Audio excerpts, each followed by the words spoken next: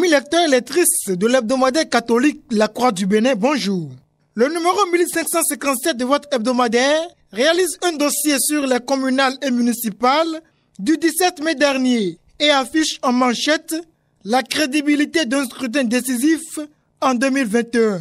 Car tout présidentiel doit être parrainé par au moins 16 élus députés et ou conseillers communaux et municipaux. Une véritable gageure pour la seule formation FCBE qui se réclame de l'opposition. Le risque, le jeu démocratique au Bénin s'estomperait s'il n'offre pas la possibilité d'une véritable compétition électorale entre les partis en liste en 2021. À ce sujet, l'expert en gouvernance Joël Ataï Guédégbé déclare dans une analyse de la rédaction sur le spectre d'une présidentielle sans vrai challenger, je cite, « J'ai la forte impression que la prochaine élection présidentielle risque de soulever encore des vagues, comme pour les législatives de 2019, car je ne suis pas certain que ce seul parti politique puisse se sortir d'affaire des présentes communales au point d'avoir le nombre de parrainages requis par la loi pour la candidature d'un challenger au président actuel. » Fin de citation. En page religion,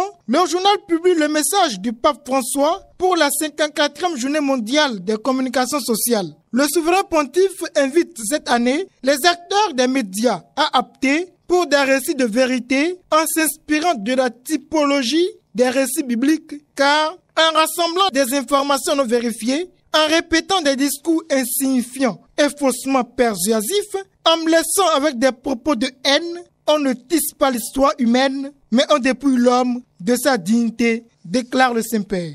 Puis, il ajoute, il ne s'agit donc pas de poursuivre la logique du storytelling, ni de faire ou de se faire de la publicité, mais de se souvenir de ce que nous sommes aux yeux de Dieu, de témoigner de ce que l'Esprit écrit dans les cœurs, de révéler à chacun que son histoire contient d'étonnantes merveilles. Fin de citation. Amis de la revue, le journal vous propose également une réflexion du père Maurice Roumenou, docteur en liturgie chrétienne, sur la polémique autour de la célébration vers l'Orient ou face au peuple, deux rites dits de Pie V et de Paul VI. Quel rite choisir, s'interroge-t-il. Au total, pour les défenseurs de la célébration versus Orientem, la liturgie est l'expression de foi et l'expérience de communion de l'Église tout entière.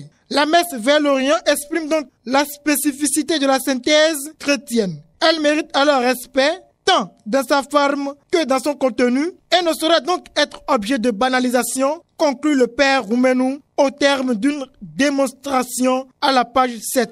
Merci pour l'attention. Florent Wessinon, à vendredi prochain.